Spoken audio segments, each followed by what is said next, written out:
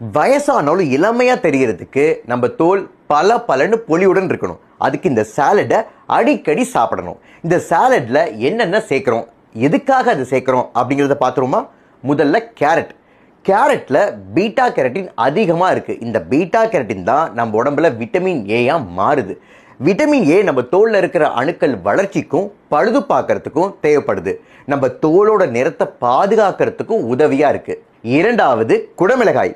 குடமிளகாயில vitamin C அதிகமா இருக்கு. இது கொலாஜன் உற்பத்திக்கு தேவைப்படுது. விட்டமின் சி சுருக்கங்களையும் கரும் புள்ளிகளையும் குறைச்சு நம்ம தோலோட பொலிவை அதிகப்படுத்துது. மூன்றாவது வெள்ளரிக்காய். வெள்ளரிக்காய் ஏன் சேர்க்கிறோம் அப்படின்னா இதுல 95% தண்ணீர் தான் இருக்கு. நீர்ச்சத்து அதிகமாக இருக்கிறதுனால வறண்ட சருமத்தை ஈரப்பதமாக்குது. குளிர்ச்சியை அதிகப்படுத்தி தோல் எரிச்சலை குறைக்குது. நான்காவது தக்காளி. தக்காளியில லைகோபின் அப்படிங்கிற ஆன்டி ஆக்சிடென்ட் அதிகமா இருக்கு. இது நம்ம தோலை யூவி ரேஸ்ல இருந்து பாதுகாக்குது. அதிகப்படியான மெலனின் உற்பத்தியை குறைக்கிறதுனால நம்ம தோலோட நிறத்தை சமன் செய்யுது.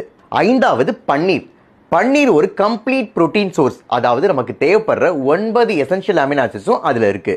நம்ம தோலோட அமைப்பு, உறுதி, வலிமை மற்றும் பாதுகாப்புக்கு தேவைப்படுற கெராட்டின், கொலாஜன், எலாஸ்டின் உற்பத்திக்கு உதவியா இருக்கு. பன்னீர் வேண்டாம் அப்படின்னு நினைக்கிறவங்க அதற்கு பதிலாக வேக வைத்த சோயாபீன்ஸை சேர்த்துக்கலாம். இந்த 5 பொருட்களையும்